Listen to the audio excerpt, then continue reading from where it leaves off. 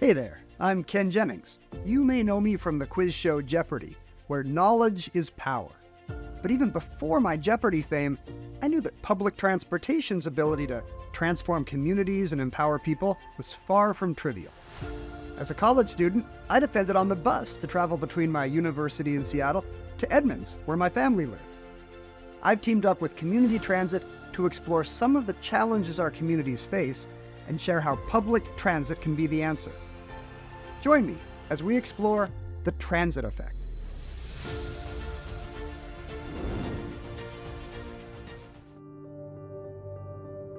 History has shown that the way people travel affects our lives in profound ways, shaping a community's culture, local commerce, and infrastructure.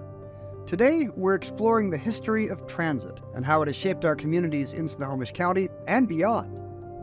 Before the rise of the motorized bus, the streetcar was the darling of public transit. At the dawn of the Roaring '20s, there were 45,000 miles of transit track with electric trolleys, rolling along an estimated 17,000 miles of streetcar lines through most major U.S. cities. As cities expanded around streetcar lines and subway systems, transit shaped how cities grew. Affordable transit allowed people from all social classes to access urban areas, growing the cultural vibrancy and diversity of cities along transit corridors. Here in Snohomish County, people traveled on the Interurban Trolley between Seattle and Everett, roughly following the same path that is today known as the Interurban Trail. The Interurban Trolley ran from 1910 to 1939. It would be 85 years before Linwood saw another electric mass transit option. Why the long gap? America fell in love with the car. The auto industry sold the middle-class fantasy of independence, leisure, and glamorous drives in a chrome-trimmed Chariot. Although the Model T had brought car ownership to the middle class at a massive scale, the Great Depression and 2 world wars hindered car production and sales. But by the 1950s, car ownership became a hallmark of American life. Almost 58 million cars were sold during the 50s by American manufacturers. That's about 1 new vehicle for every 3 people. By 1960, the number of electric streetcar systems in the U.S. dropped from 1,200 to 200, while the number of cars has since doubled. But America's love affair with the car has left many feeling stranded. Traffic-clogged streets, carbon-fueled climate change, and soaring gas prices have taken the romance out of car ownership for many Americans.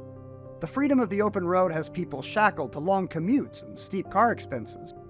Our dependence on cars has created new environmental, safety, equity, and public health problems. With so much infrastructure built for cars, we have a lot of work to do to help more people access transit.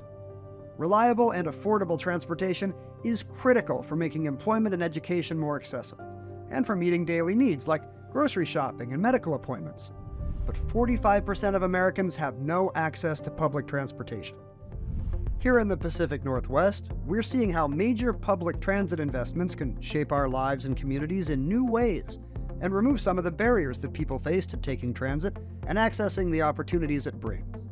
85 years since the Interurban Trolley last ran, electric mass transit is back on the rails. Link Light Rail is one of the nation's most ambitious public transit projects, connecting people in Snohomish County to Seattle, just like the trolley did.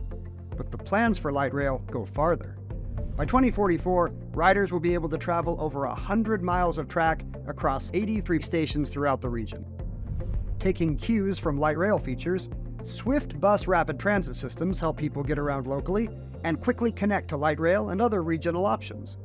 And to bring transit one step closer to home, micro-transit options like Zip Shuttle help ease local travel and bridge the gap to transit options that aren't within walking distance. As public transit grows, we've seen a renaissance along these transit corridors, with new retail, housing, and more. And with all of these transit investments come more sidewalks, pedestrian-friendly walkways, and economic opportunities.